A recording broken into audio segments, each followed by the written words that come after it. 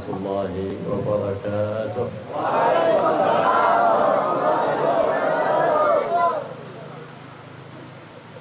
الحمد لله الذي جمعنا وإياكم في هذه الليلة المباركة في هذا الشهر المبارك، شهر رجب الأصب الذي تصب فيه الرحمات والبركات على قلوب العباد الطائعين لله المهتدين بحبيب الله محمد بن عبد الله صلى الله عليه وآله وسلم. فكما جمعنا وإياكم على محبته، نسأله سبحانه وتعالى أن يجمعنا وإياكم فيه على مقعد صدق في جنات النعيم يا رب العالمين. Alhamdulillah yang telah mengumpulkan kita di malam yang berbahagia ini, salah satu malam dari bulan Rajab. Rajab adalah bulan yang Allah Subhanahu wa taala limpah ruahkan terhadap hambanya nikmat, terutama bagi hati-hati yang ada kecintaan kaitan dengan Nabi besar Muhammad sallallahu alaihi wasallam.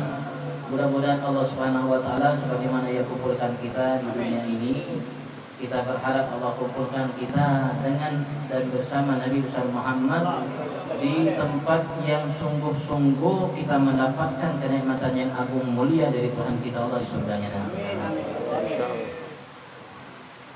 ولعظمة هذا الشهر حملت سيدتنا آمنة بنت وهب الزهرية بالنبي محمد صلى الله عليه وآله وسلم في شهر رجب. Karena bagian daripada kemuliaan yang Allah berikan kepada hambanya di bulan Rajab, maka Sayyidah Aminah bunda Nabi besar Muhammad sallallahu alaihi wasallam, beliau mulai mengandung Nabi besar Muhammad sallallahu alaihi wasallam di bulan Rajab. شهر رجب شهر عظيم، يا هذا يقال رجب، قال النبي محمد صلى الله عليه وسلم شهر الله. Bulan Rajab ini adalah bulan yang agung, karenanya Nabi besar Muhammad sallallahu alaihi wasallam menamakannya bulan Allah. وقد شهدنا المولود المباركة في هذا الجلسة المباركة الذي يندب لكل من زاده مولود أن يختار له اسما حسنا، فذاك حق للمولود على الوالد. Alhamdulillah, tadi kita telah resmikan nama seorang bayi perempuan yang tadi diberikan nama, maka bagian daripada kewajiban yang diharuskan kepada orang tua, haknya seorang anak untuk memberikan namanya yang baik. ونجب لنا النبي محمد صلى الله عليه وآله وسلم في كل مولود أن نمسك على ناصيته ونقرأ هذه الآية المباركة سواء كان المولود ذكرا أو أنثى، وهو قوله سبحانه وتعالى: وإني أعيذها بك وذريتها من الشيطان الرجيم. إن كانت أنثى فذاك، وإن كان ذكرا أي أعيذ تلك النسمة. Dan termasuk yang dianjurkan oleh para ulama untuk kita baca bagi setiap bayi laki atau bini, bayinya laki atau perempuan, memegang di depan kepalanya atau ubun-ubunnya, dan kita baca ayat yang mulia ini yang tadi kita dengarkan dalam Al-Quran dibaca oleh saudara kita, yaitu kalimat wa inni u'idzuha bika wa dzurriyyataha minasyaitonir rajim. Allah, sesungguhnya aku minta agar engkau lindungi ia dan semua keturunannya dari syaitan rajim. Begitu juga kalimat u'idzuha, yakni aku telah melindungi nasama anak ini. Kalau itu perempuan, walaupun perempuan bacaan seperti itu, ya aku u'idzuha, yang saya melindunginya nasama, namanya roh anak laki-laki ini kepada engkau dari syaitan rajim. ونجب لنا النبي محمد صلى الله عليه وسلم في كل من زاده مولود أن يؤذن في أذنه اليمنى ويقيم في أذنه اليسرى، فإنه يحفظ من الشيطان ومن أذية الجان. Dan Rasulullah SAW menganjurkan kepada kita untuk kita mengadzankan setiap bayi yang baru lahir di telinga sebelah kanan dan mengiqamahkan di telinga sebelah kiri. Dan barang siapa yang melakukan itu, insya Allah anak itu akan terhindar atau terjaga dari gangguan-gangguan, bahkan gangguan syaitan. فإن في الأذان أمان عندما يؤذن الإنسان في بيته في دكانه أمان، لأن الشيطان إذا سمع الأذان هرب من الخوف من ذكر الله وله براءة والعياذ بالله. Dan azan itu adalah aman. Kalau kita azan di rumah atau kalau kita azan di toko, andaikan rumah itu, toko itu ada syaitan jin, maka syaitan itu akan lari dan akan mengeluarkan namanya bahasa kita takantut sinin. Jadi dari azan yang dibacakan. فلو كان الإنسان يؤذن في بيته لكان بيتي محفوظا من الشياطين ومن أذية الجان، إذ في الأذان تحصين. Maka barang siapa yang melakukan azan atau berazan di rumahnya, maka dengan azan itu rumah itu akan terjaga dari gangguan syaitan dan jin, karena azan itu adalah penjaga. فلهذا ندب النبي محمد صلى الله عليه وسلم كل من ساء خلقه، عندك ولد سيء الأخلاق، بنت سيء الأخلاق، أو صاحب سيء الأخلاق، أذن في أذنه اليمنى وأقم في أذنه اليسرى، فإن الشيطان الذي في رأسه يخرج. Karena itu Nabi besar Muhammad menganjurkan kita, kalau kita punya anak laki atau perempuan yang tidak baik akhlaknya, atau punya teman yang tidak baik akhlaknya, maka dianjurkan kita untuk mengazaninya di telinga sebelah kanan dan mengiqamahkan baginya di telinga sebelah kiri, maka syaitan yang ada di kepalanya itu akan keluar. وكل من خاف من الجان في بيت أو في طريق أو غيره فليؤذن فإنه أمان من الجن. Andaikan kita di tengah jalan takut dari gangguan jin, maka kita azan, maka dengan sebab azan insyaallah kita akan aman dari gangguan jin. وإن كان الأذان الذي تسمعه في المسجد يكفي عن أذان الصلاة من حيث السنة، لكن الأفضل أن قبل أن تقيم أن تؤذن في بيتك حتى يدخل ذلك الأمان ببركة الأذان. Andaikan kita mau sholat di rumah, walaupun kita sudah mendengar azan di masjid, di musholla, maka beliau mengatakan sebaiknya kita sebelum qomat di rumah itu azan dulu. Kenapa? Karena kalau kita azan dulu, maka rumah kita akan terjaga. بل قال العلماء حتى من ساء خلقه من البهائم إذا أذنت فيه فإنه يحسن ويتحسن طبع ذلك البهيمة من خيل أو غيره. Bahkan ulama mengatakan kalau kita punya binatang peliharaan atau binatang apa yang kita punya, kalau memang kita lihat tidak bagus namanya tingkah lakunya atau apanya, maka beliau mengatakan azankan juga di telinganya, insya Allah dengan azan itu akan menjadi baik namanya perbuatannya atau akhlak binatang yang kita punya. كذلك إذا كان عند الحريق، إذا اشتعلت حريق أو خاف من الغريق فإنه يؤذن، فإن هناك عباد من أهل الغيب يعينونه في أن ينطفئ ذلك الحريق.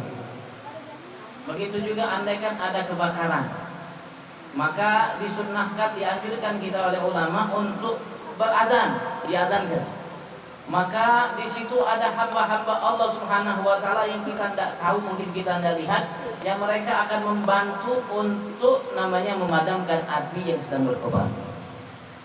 فحق على الآباء برهم بأبنائهم. Maka wajib atas setiap orang tua, artinya kewajiban bagi setiap orang tua untuk betul-betul mendidik anaknya. فبر الأبناء هو ثمرة من بر الآباء بالأبناء. Baktinya seseorang anak itu adalah buah dan hasil kebaktian atau kebaikan yang telah dilakukan atau yang telah dididik oleh orang tua terhadap anak. جاء رجل إلى أمير المؤمنين عمر بن الخطاب رضي الله تعالى عنه وقال له: يا أمير المؤمنين، إن ابني يعبني ويؤذيني. فغضب أمير المؤمنين عمر بن الخطاب غضبا شديدا وأمر أن يحضر ذلك الابن العاق وأن يوقف بين يديه. Ada di masa Sayyidina Umar bin Khattab ketika dia belum menjadi khalifah, ada seseorang tua datang namanya kepada Sayyidina Umar bin Khattab, mengunjungi beliau seraya mengadukan halnya. Beliau mengatakan, wahai Amirul Mukminin, ketahuilah bahwasanya anak saya telah mendurhakai saya. Maka ketika Sayyidina Umar bin Khattab mendengar kalimat itu, maka ia sangat marah dan dia minta agar dihadirkan anak orang tua tadi di hadapannya. فلما حضر ذلك الابن بين يديه عاتبه سيدنا عمر عتابا شديدا وذلك الابن يستمع فلما أنهى أمير المؤمنين كلامه قال له يا أمير المؤمنين أتأذن لي بالكلام؟ قال تكلم. فقال للابن حق على أبيه كما أن للأبي حق على ابنه؟ قال نعم، كما أن يجب على الأبناء بر الآباء كذلك يجب بر الآباء للأبناء. Maka ketika anak itu didatangkan di hadapan Sayyidina Umar bin Khattab, maka Sayyidina Umar bin Khattab memarahinya, malah mencelanya, menasihatinya sampai selesai. Maka setelah selesai Sayyidina Umar bin Khattab berbicara, maka anak itu mengatakan, ya Umar, saya Amirul Mukminin, apakah engkau memberikan aku izin untuk bicara? Dan mengatakan silakan bicara. Maka beliau mengatakan, apakah ada kewajiban atas seorang anak untuk terhadap orang tuanya dan kewajiban atas orang tua terhadap anaknya? فقال يا أمير المؤمنين وما حق الابن على أبيه. Maka anak itu mengatakan, wahai Amirul Mukminin, apakah kewajiban orang tua terhadap anaknya? قال له أمير المؤمنين عمر بن الخطاب حق الابن على أبيه أن يختار له اسما حسنا وأن يختار له أما صالحة وأن يعلمه القرآن الكريم وشريعة نبيه محمد الرؤوف الرحيم صلى الله عليه وسلم. Maka Sayyidina Umar bin Khattab mengatakan kewajiban orang tua terhadap anak, pertama dia harus pilihkan untuk anaknya nama yang baik. Yang kedua, dia harus carikan baginya ibu yang baik, yang salehah, dan harus dia ajarkan Al-Quran dan ajarkan syariat Nabi besar Muhammad sallallahu alaihi wasallam. فقال يا أمير المؤمنين إن أبي لم يفعل شيئا من ذلك لقد سماني باسم أستحي أن أنادى به بين أصحابي ولم يختر لي أما صالحة ولم يعلمني شيئا من أمر ديني ولم يعلمني من القرآن ولا حرف واحد. Maka ketika Sayyidina Umar bin Khattab telah mengungkapkan kalimat itu di hadapan anak dan orang tua tadi, maka anak itu mengatakan, ya Amirul Mukminin, ketahuilah bahwasanya ayahku tidak memilihkan bagiku nama yang baik, sehingga aku malu kalau namaku disebut di hadapan para sahabat-sahabatku. Yang kedua, beliau tidak memilihkan bagiku ibu yang baik dan tidak mengajarkan kepadaku syariat Nabi besar Muhammad dan walaupun satu huruf dari Al-Quran. فالتفت أمير المؤمنين عمر بن الخطاب إلى ذلك الأب مغضبا على ذلك الأب وقد حمل درته العصا يريد أن يضرب ذلك الأب، فهرب ذلك الأب من غضب سيدنا عمر فناداه سيدنا عمر بن الخطاب وقال له يا هذا لقد عققت ابنك قبل أن يعقك، فهذه الجناية وهذه الثمرة لأنك ما أحسنت تربيته، لهذا ما حصدت بره، ولو أحسنت تربيته لحصدت بره وسعدت به في الدنيا وقرت به عينك في يوم القيامة. Sekali lagi saya mohon untuk dengarkan, fokuskan bicara beliau ya, nama beliau nasihat beliau. Maka ketika Sayyidina Umar bin Khattab mendengar itu, kalimat itu dari seorang anak itu, maka dia ambil tongkatnya, mau dipukul ayahnya. Lari ayahnya tadi. Melihat Sayyidina Umar bin Khattab marah terhadapnya, sambil mengatakan, wahai seorang ayah ini, ya hadat, wahai namanya seseorang gitu. Sebelum anakmu durhaka kepadamu, engkau terlebih dahulu yang durhaka terhadapnya, karena engkau tidak mengajarkan kepadanya, mendidiknya dengan didikan yang baik. Andaikan engkau mengajarkan kepadanya dengan didikan yang baik, maka akan mendapatkan anak itu bakti kepadamu dan menjadi penyejuk hatimu dunia akhiratmu. فإن الحياة تفنى ولا يبقى شيء بعد الممات إلا الذكر الحسن. فإن خلفت أولادا على تربية حسنة وعلى خلق حسن وعلى تمسك بالدين بقي ذكرك حسن في حياتك وذكرك حسن بعد مماتك. Ketahuilah bahwasanya kehidupan ini akan sirna dan tidak ada tersisa kecuali sebutan orang yang baik. Maka kalau kita memiliki anak-anak yang kita didik dengan didikan yang baik, maka kita akan mendapatkan sebutan yang baik ketika kita hidup dan sebutan yang baik dari orang-orang ketika kita sudah meninggal karena didikan yang telah kita lakukan dan yang baik terhadap anak-anak. النبي صلى الله عليه وآله وسلم يقول إذا مات ابن آدم انقطع عمله إلا من ثلاث: صدقة جارية، علم ينتفع به، أو ولد صالح يدعو له. في هذه الحياة الدنيا أنت تعد هذا الابن الصالح ليكون قرة عين لك في حياتك وبعد مماتك. فإن كثير من الأبناء لم يعرفوا حقوق آبائهم لأن الآباء لم يحسنوا لأبنائهم بحسن تربيتهم وتحسين أخلاقهم وتعليمهم دين نبيهم محمد صلى الله عليه وآله وسلم. Rasul sallallahu alaihi wasallam pernah bersabda, ketika meninggal manusia itu dia terputuslah amalnya kecuali 3. Sedekah yang mengalir, sedekah jariah, atau ilmu yang dimanfaatkan oleh orang-orang setelahnya, atau seorang anak yang mendoakannya.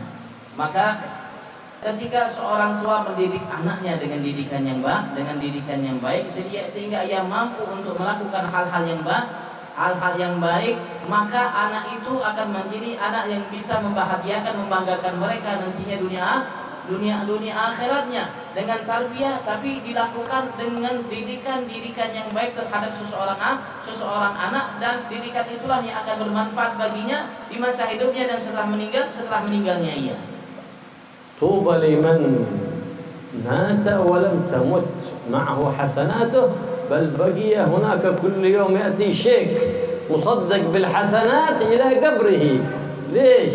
لأن عمل ابنك الصالح في حياته كله يكون في كفة حسناتك إذا أنت كنت سببا في تعليمه لكسب الحسنات. وذلك عملت صدقة جارية، مت وقد أسست المجلس وكان المجلس مستمرا بعد مماتك، ذاك حسنات تدر عليك إلى قبرك. وكذلك لو تكفلت لطالب علم ودفعت رسومه في المعهد وكان كسب علما نافعا، فكل ما تعلمه أو علمه يكون في كفة حسناتك في حياتك وفي بعد مماتك. Maka beruntunglah seseorang yang ketika habis umurnya tapi tidak habis kebaikan-kebaikannya. Ketika dia masih hidup dia berbuat baik, kebaikannya mengalir. Ketika dia sudah meninggal pun kebaikannya mengalir kepadanya karena dia sudah meninggalkan hal-hal yang baik. Dia sudah meninggalkan seseorang anak yang baik yang melakukan berbagai macam kebaikan, sehingga kebaikan-kebaikan yang dilakukan oleh anaknya tersebut atas didikan yang dilakukan olehnya terhadap anaknya mengalir kebaikan-kebaikan yang dilakukan oleh anaknya kepada dirinya ketika ia sudah meninggalkan dunia ini. Begitu juga kalau seseorang meninggalkan sedekah yang mengalir, seperti seseorang bikin majelis ta'lim, majelis zikir dan lain sebagainya, majelis itu ketika ia sudah meninggal masih dijalankan, maka kebaikan-kebaikan, anugerah-anugerah yang diberikan oleh Allah di majelis itu pun dia akan dapatkan. Begitu juga kalau seandainya dia menanggung seorang yang menuntut ilmu, dia yang menanggung biayanya. Menuntut ilmu agama, dia yang menanggung biayanya, maka setiap kali dia berikan namanya biaya itu akan dia dapatkan kebaikannya. Dan andaikan anak tadi menjadi seorang yang berilmu, diajarkan ilmunya, maka ia akan dapatkan juga kebaikan dari apa yang dilakukan oleh anak yang tadi dia biayai, namanya sekolahnya, pendidikannya, namanya kebaikan-kebaikan yang dilakukan olehnya terhadap orang lain. Ilmu yang dia berikan pun akan namanya didapatkan setelah ia meninggal di alam kuburnya. وويل لمن مات ولم تمت معه سيئاته. maka amat sangat celaka bagi orang yang mati tapi kejelekannya tidak pernah mati habis. فمن مات وخلف مكان لشرب الخمر أو لشرب التنباك أو خلف أماكن للمعاصي والعياذ بالله فإنه يموت في قبره وكل من يعصي الله في ذلك المكان يكون له شرك وقسم من تلك السيئات التي تفعل. Maka andaikan seseorang meninggal mati meninggalkan tempat toko atau warung yang mana di warung itu dijual minuman-minuman keras, minuman-minuman yang diharamkan, atau dijual di situ rokok, lewat tadi sambat rokok, atau hal-hal yang tidak baik di situ, sehingga ketika dia meninggal warung tadi, toko tadi juga dimanfaatkan oleh orang setelahnya, mereka minum minuman, mereka merokok dan lain sebagainya, maka kejelekan-kejelekan, dosa-dosa yang didapatkan oleh orang tersebut akan juga mengalir kepadanya di alam kuburnya. فقد قال السلف الصالح اترك لأولادك الأدب ولا تترك لهم الذهب بلا أدب فإن الذهب يفنى ويبيد أما الأدب يبقى لك ذكرا حسن في حياتك وذكر حسن بعد مماتك. Maka orang dahulu mengatakan, para salaf dulu mengatakan rahimahullah, tinggalkanlah untuk anakmu adab. Jangan kau tinggalkan untuk anakmu emas, karena emas berapapun yang kita miliki pasti akan habis, tapi kalau adab tidak akan pernah habis. فإن السلف الصالح كانوا يعتنون أشد الاعتناء بتربية الأبناء لأنهم أحبوا أبنائهم. أما الذي يدلل أو يدلع ابنه ويظن أن تلك من المحبة فتلك ليست بمحبة، حقيقتها البغض والعياذ بالله. لكن حقيقة المحبة أن توقظ ابنك لصلاة الفجر، حقيقة المحبة أن تعاقب ابنك إذا كذب أو إذا أساء الأدب على أحد، هذه حقيقة المحبة. Maka ketahuilah bahwasanya sebetulnya kecintaan orang tua terhadap anak itu jika ia mendidik anaknya dengan pendidikan yang baik, bukan ia memanjakan anak-anaknya, memberikan apa yang diinginkan oleh mereka. Hakikatnya kecintaan orang tua terhadap anak itu kalau mereka subuhnya ketiduran dibangunkan, kalau dia adabnya terhadap teman-temannya maka harus dikasih pelajaran, kalau ia berbohong pun harus dihukum. Itu sebetulnya kecintaan kepada orang tua kepada anak. Adapun kalau dia biarkan anaknya berbuat semaunya, artinya hakikatnya ia membenci anaknya, bukan mencintainya. وكما يكون البر في الحياة يكون البر بعد الممات.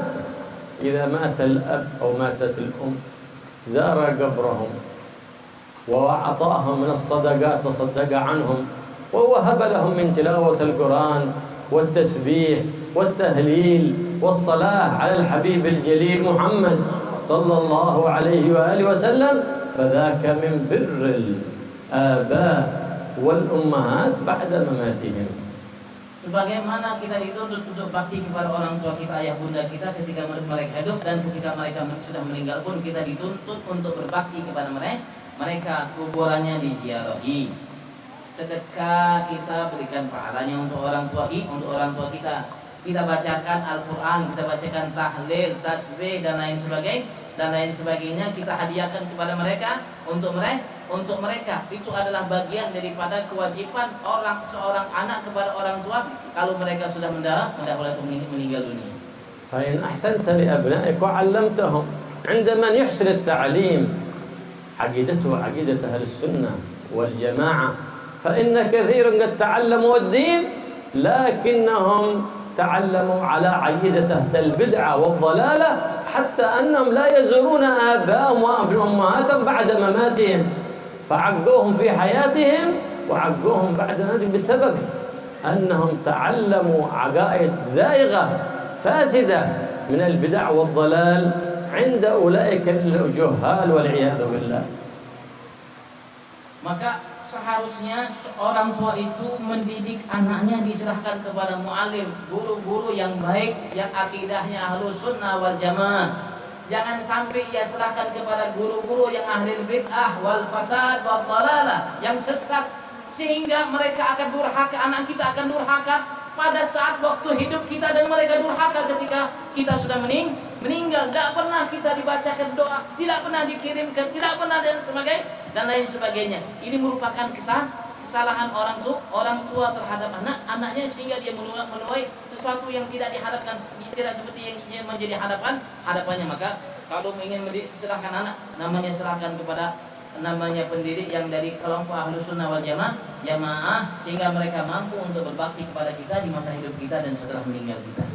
فأحدهم لم يربي ابنه لكن أراد أن يحفظ القرآن فذهب به عن معلم القرآن لكن عقيدته فاسدة فحفظ القرآن وأول ما حفظ القرآن كفر والده وأمه لأنه سلمه إلى شخص ذو عقيدة فاسدة. فإذا أردت أن تعلم ابنك فاختر له معلما ذو أدب وخلق حسن وتقوى وذو عقيدة حسنة على عقيدة السلف الصالح من أهل السنة والجماعة.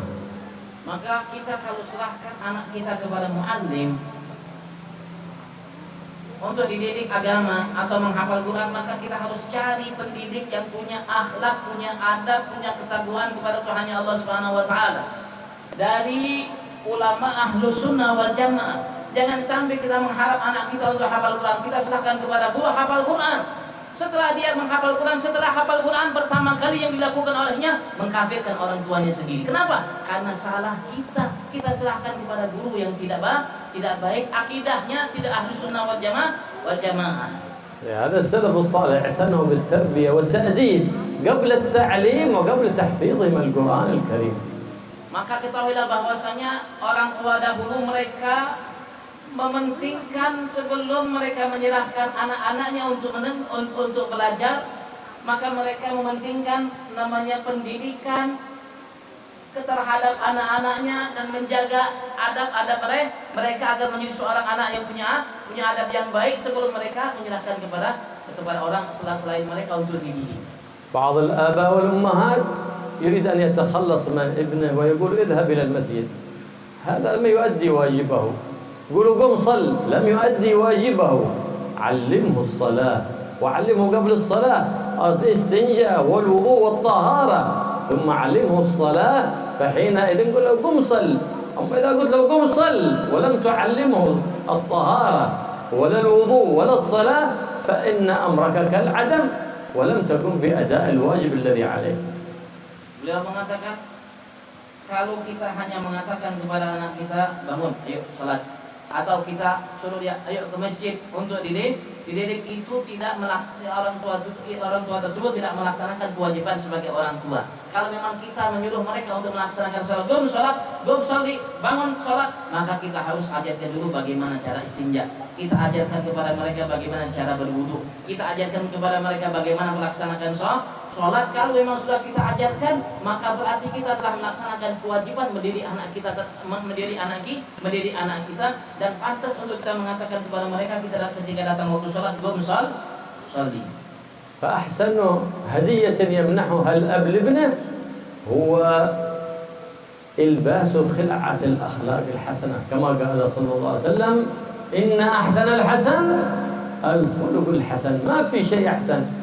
عبادة بلا أخلاق لا بركة فيها، مال بلا أخلاق لا بركة فيه، علم بلا أخلاق لا بركة فيه. إنما البركة كلها إذا صحب المال والعلم والعبادة والنسك الخلق الحسن حلت البركة في ذلك العمل الصالح.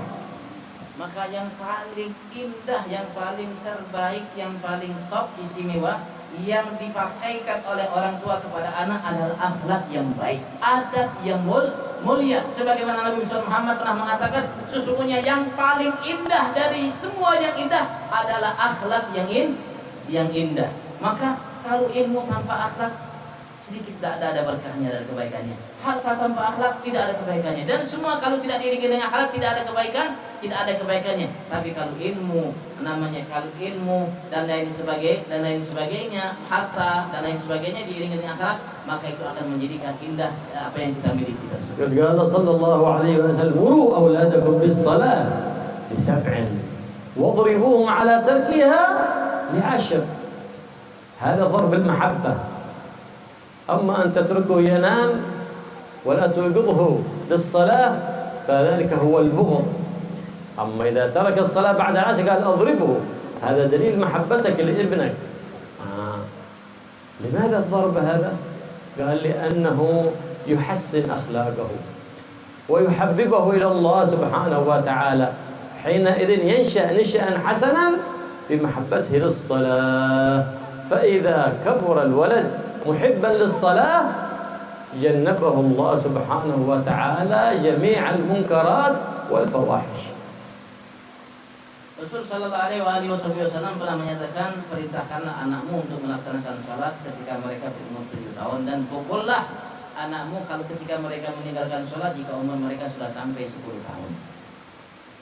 Ya, perintah dari Nabi Muhammad Shallallahu Alaihi Wasallam untuk kita sebagai orang tua kita agar kita mendidik mereka. Andai kalau di umur mereka 10 tahun mereka meninggalkan sholat, kalau kita pukul, artinya pukul rasa pukulan cinta, bukan pukulan benci, artinya pukulan cinta kita terhadap anak kita agar anak itu terbiasa melaksanakan sholat. Kalau dia tumbuh dewasa, dia pandai menjaga sholat 5 waktunya, insya Allah anak itu akan terjaga dari segala perbuatan mungkar dan keji. Tapi kalau dia biarkan, berarti itu kebencian yang dilakukan oleh orang tua hakikatnya terhadap anak.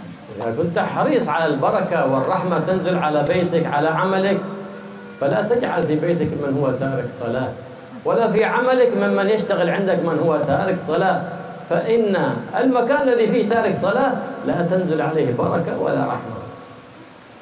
Maka seharusnya kita harus perhatian dengan orang yang ada di rumah kita.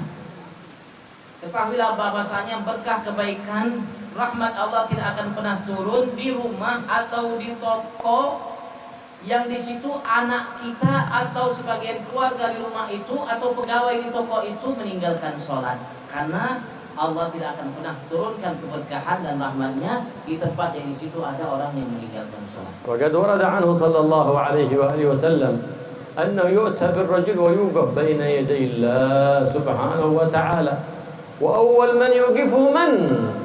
أبناؤه وأهل بيته، يقولون يا رب خذ لنا حقنا من هذا الظالم.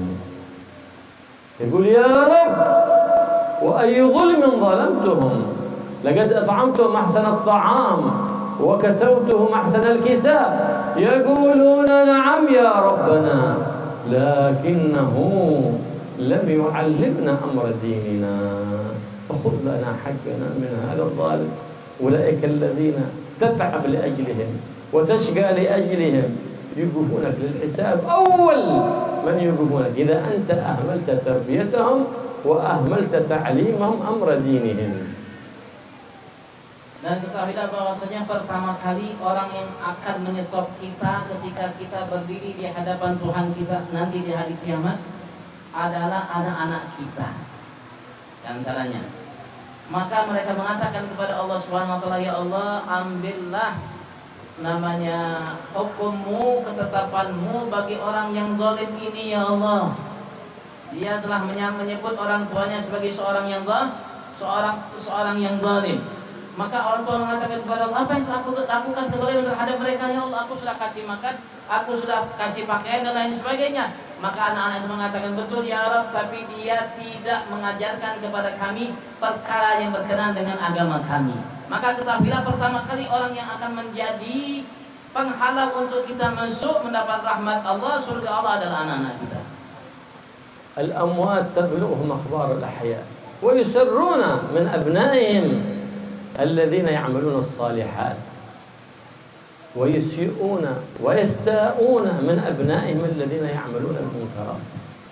Ketahuilah bahwasanya apa yang kita lakukan, yang hidup akan sampai beritanya kepada yang sudah meninggal dari kerabat kita, keluarga kita. Maka mereka akan merasa gembira dengan amal kebaikan yang kita lakukan, dan mereka akan bersedih dengan amal kejelekan yang kita lakukan. Abdullah bin Rawaha radhiyallahu ta'ala anhu al-Ansari istushhida fi ghazwati Mu'tah.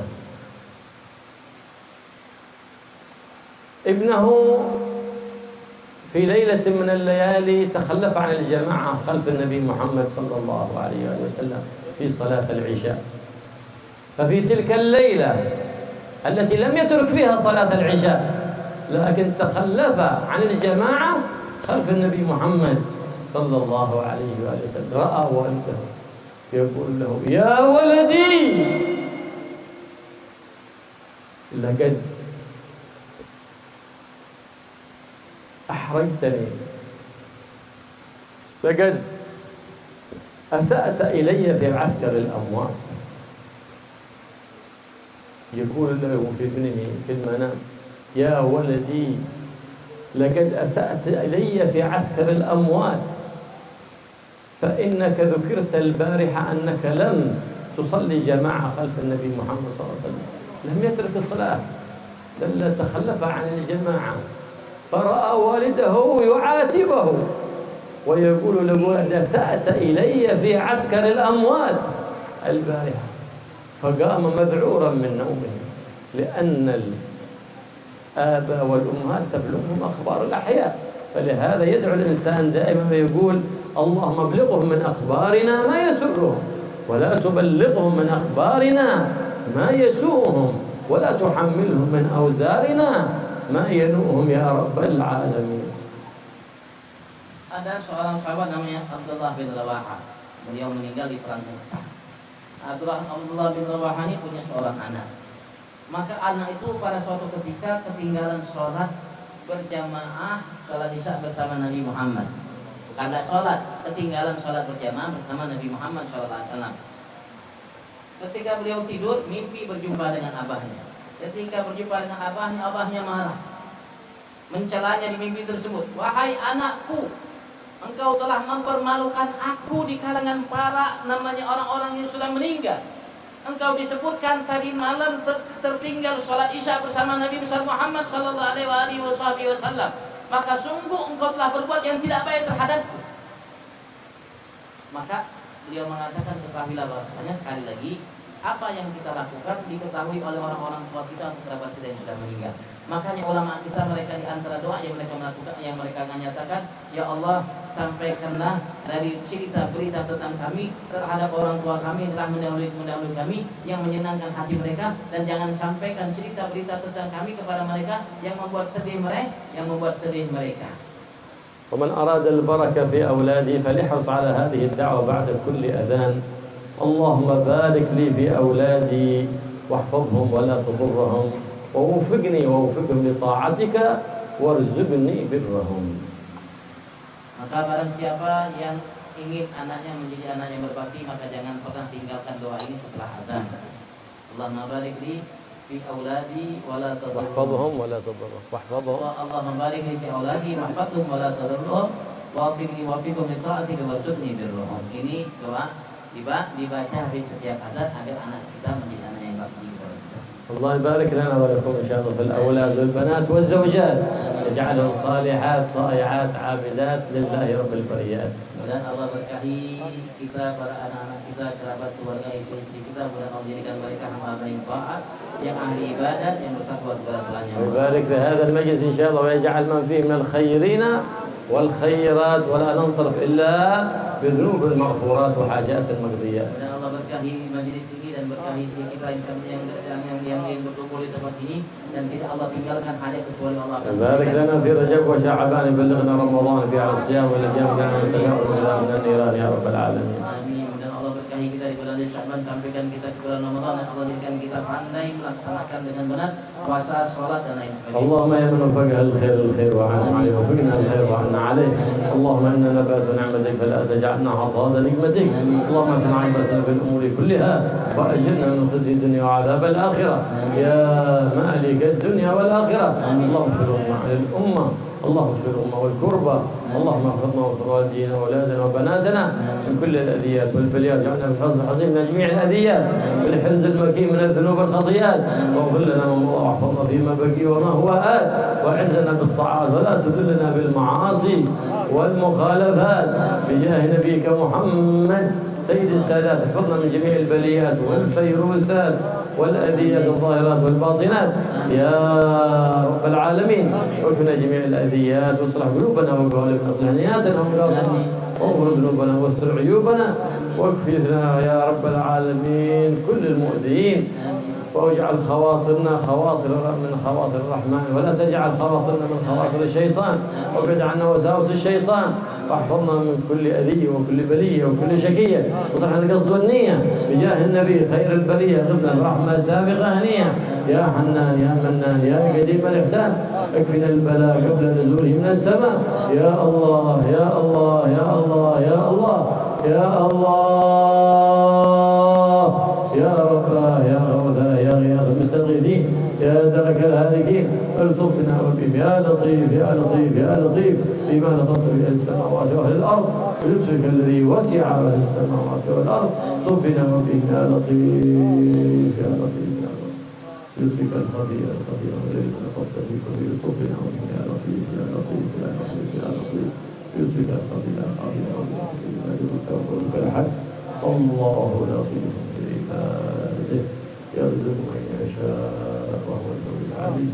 وصلى الله على سيدنا محمد النبي وعلى اله وصحبه وسلم، والحمد لله رب العالمين. بسر